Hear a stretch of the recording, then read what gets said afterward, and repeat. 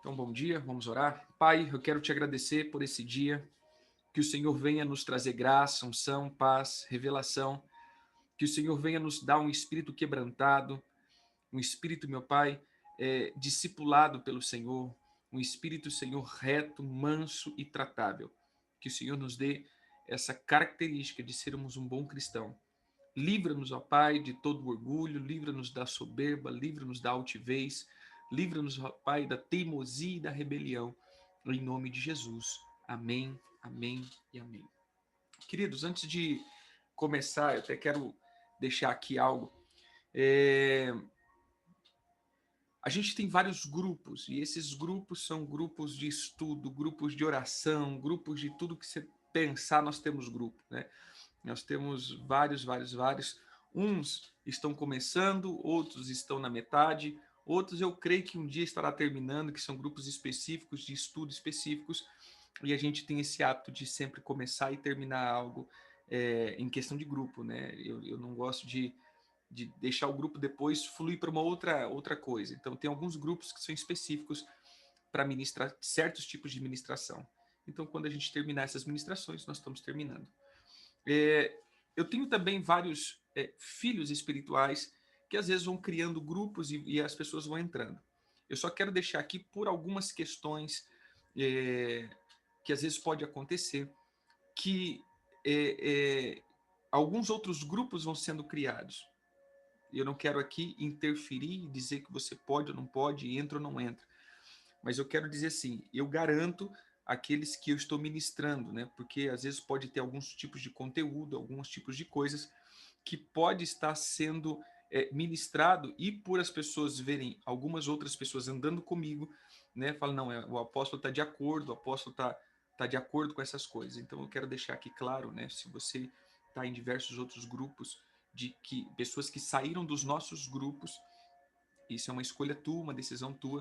Não quero interferir nisso, mas só quero deixar aqui a responsabilidade minha do meu conteúdo e aquilo que está sendo ministrado. Então, às vezes eu não tenho ciência, eu não sei o que está sendo falado, para não ficar depois que eu estou de acordo e dando aval a tudo isso, né? Então, eu deixo aqui, né? Se você quer entrar, amém, fique à vontade, porém eu responsabilizo com o conteúdo vindo da minha parte, bem, queridos? Então fica aí a minha dica a todos, porque eu já ouvi falar, mais apóstolo, mas eu estava com você, anda com você e tal, e aí acaba assim, depois me requerendo algo ou pedindo conta a mim de algumas coisas, né? Então eu já estou aqui deixando essa característica, amém?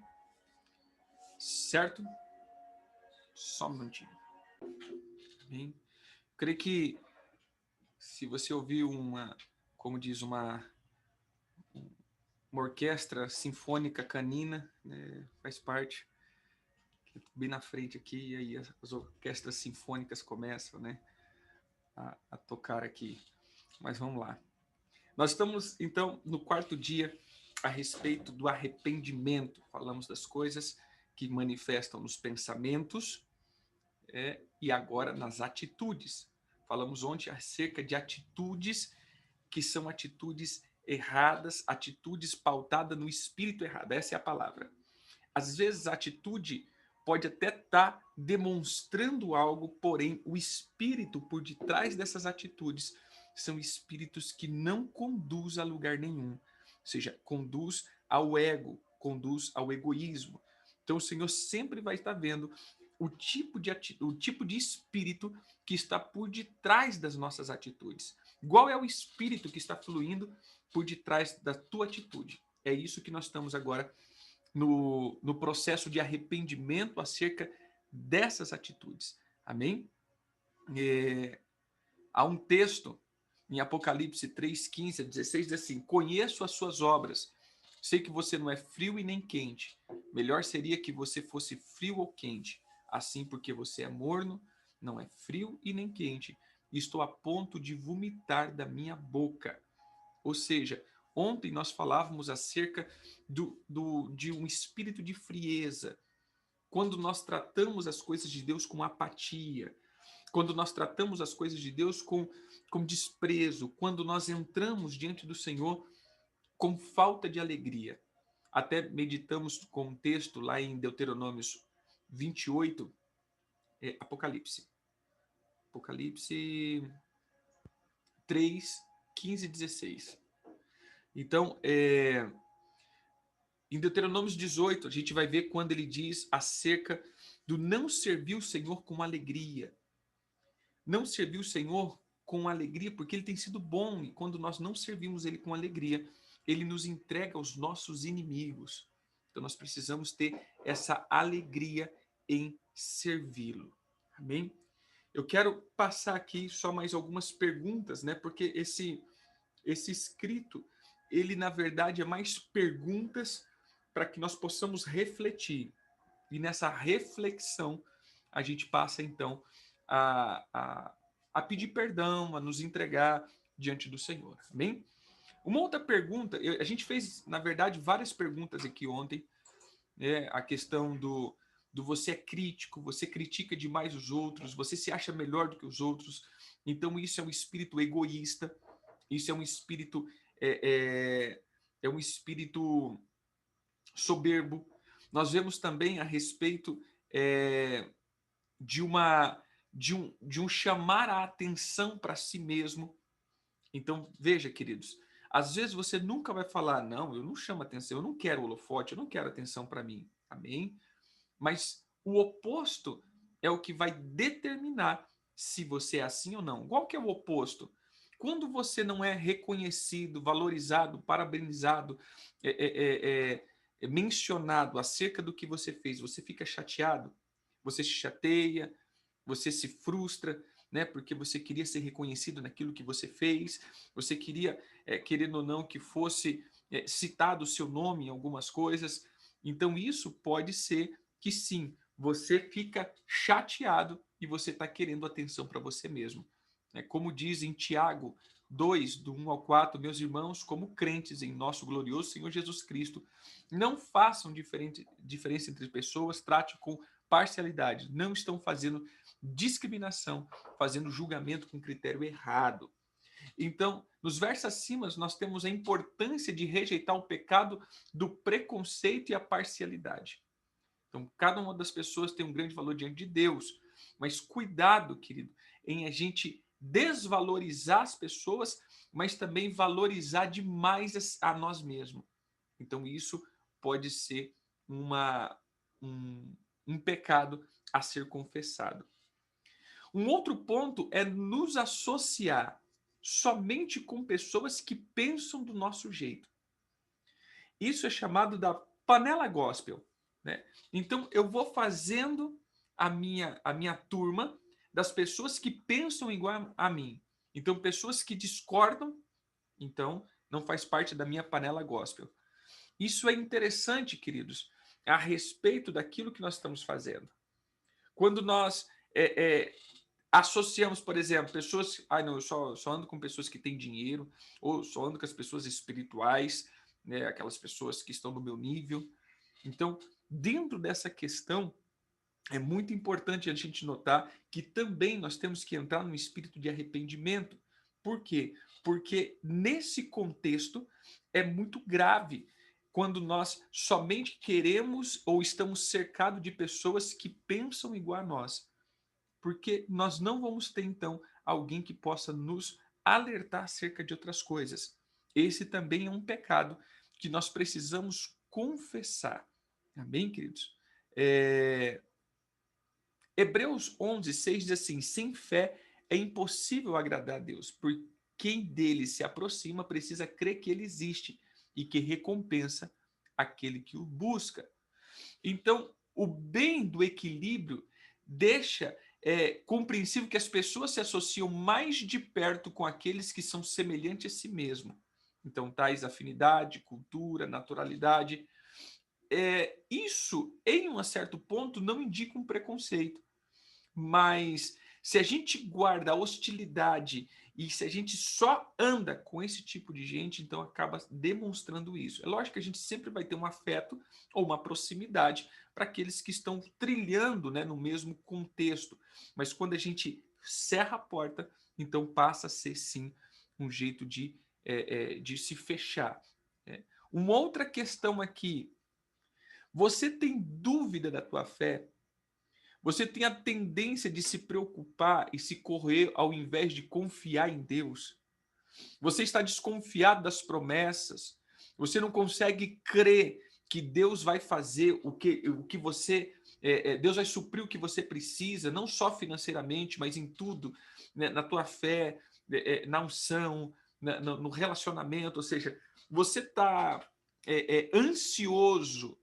Essa é uma palavra que nós vamos ter que, na verdade, essa é uma atitude que nós vamos ter que confessar muito.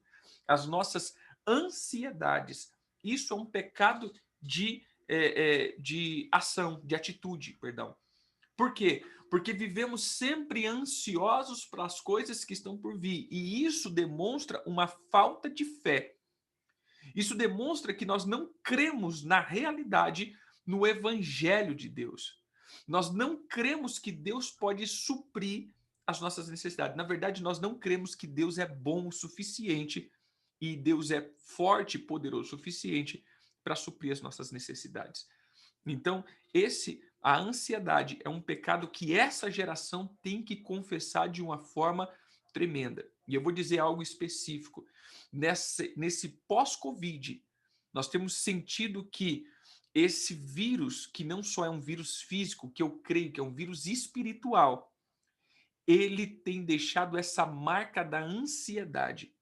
Muitas pessoas estão preocupadas com a sua própria vida e com medo de morrer, e isso torna as pessoas ansiosas, preocupadas, e estão parando de descansar em Deus. Veja, o descanso, querido, sempre foi uma marca de Deus. Se você não descansar, isso é um pecado.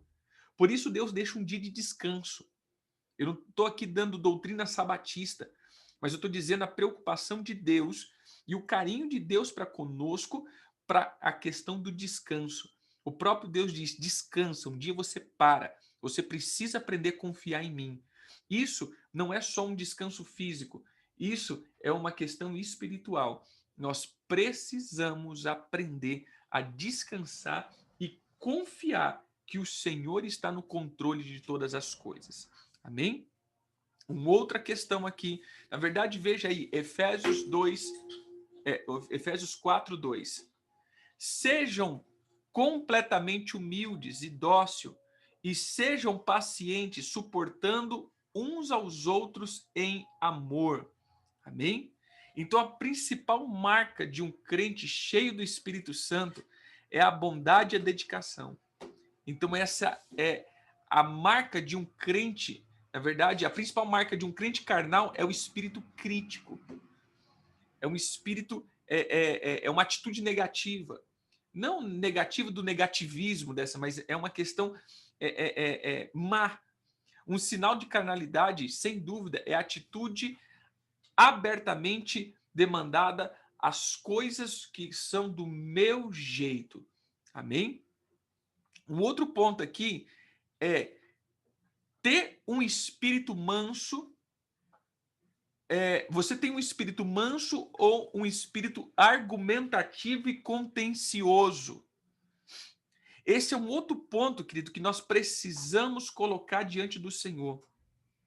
Você é muito argumentativo, você é muito contencioso, você está sempre argumentando, ou você é tratável?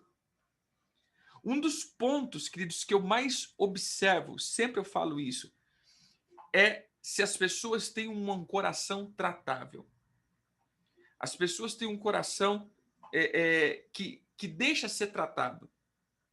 Lembra que nós falamos a respeito das pessoas tratarem, não ter mais essa questão da honra, não só da honra nessa maneira que a gente vê hoje, mas eu esqueci o nome, a palavra específica, mas é tipo assim, as pessoas não traz mais essa característica de respeito e não são tratáveis. A primeira marca que eu vejo de uma pessoa, ou aquilo que Deus busca, é simplesmente um coração tratável. Se você não tem um coração tratável, você não é pastoreável.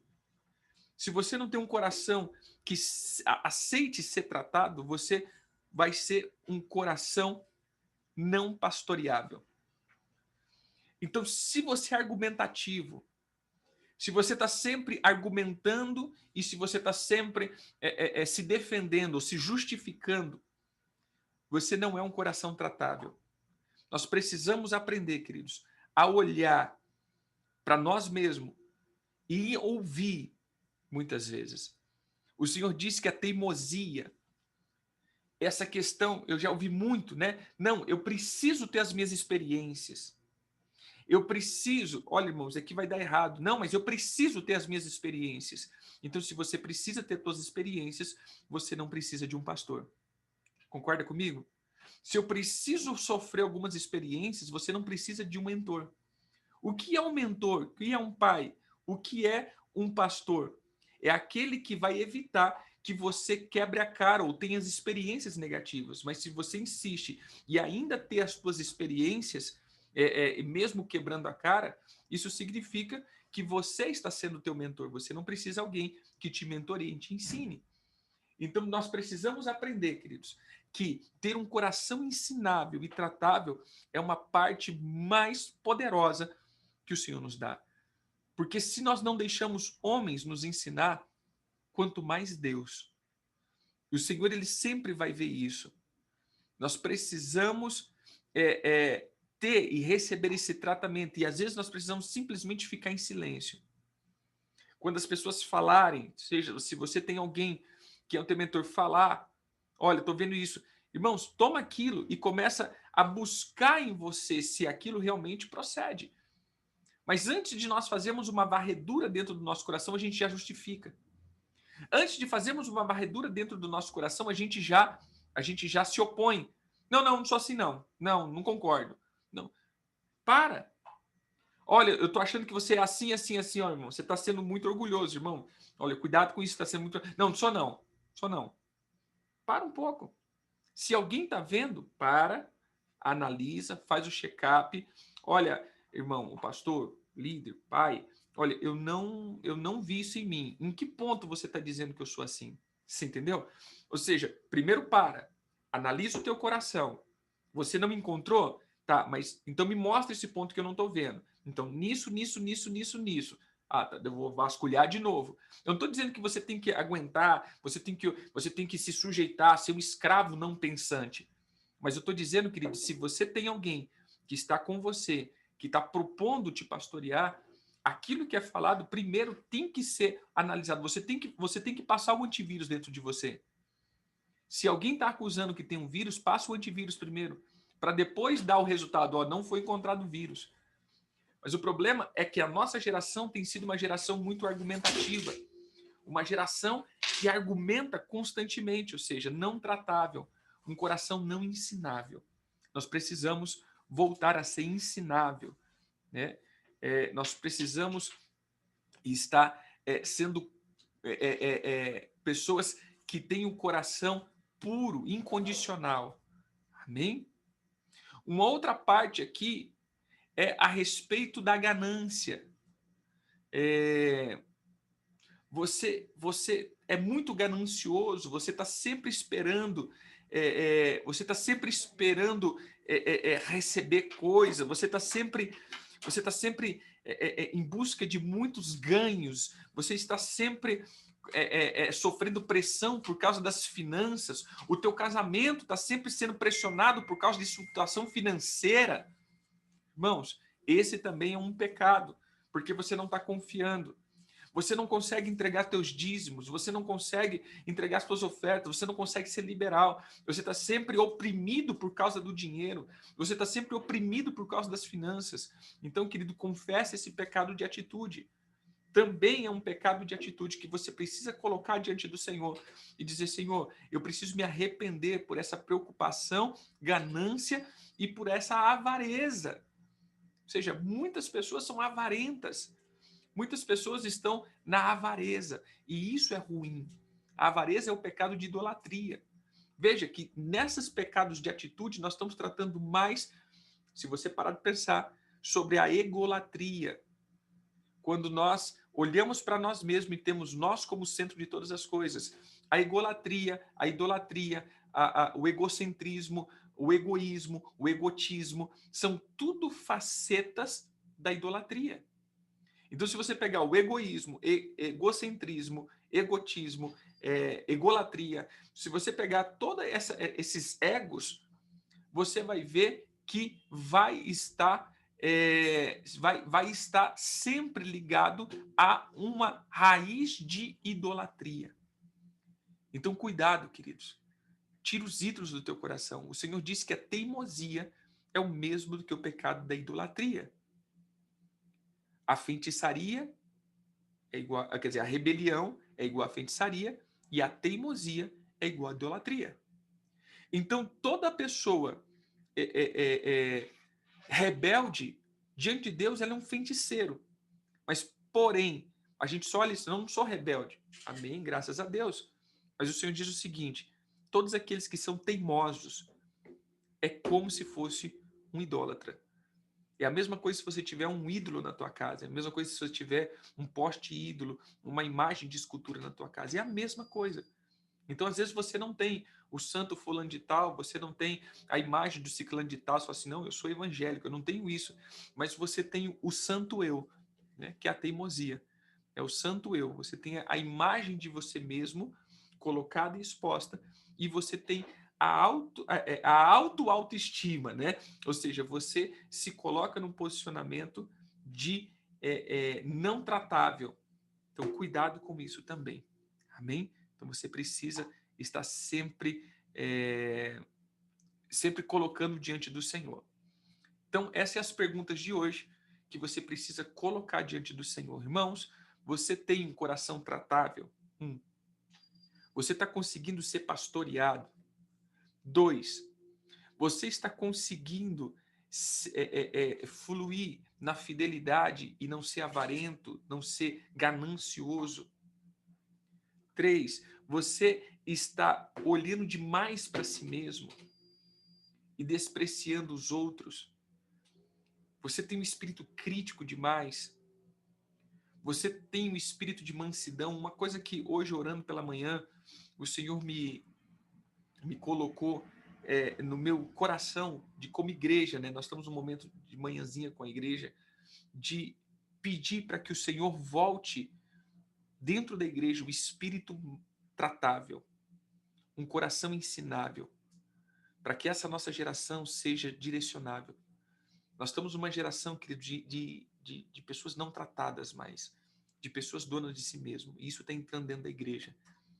Então nós não precisamos de mais líderes, nós não precisamos de pastores, nós não precisamos de gente que cuide, porque a gente está sempre com excesso de nós mesmos. Amém? Então eu quero orar com você, pedindo que o Senhor te dê graça e unção, para que Ele possa te ensinar todos os dias. Amém?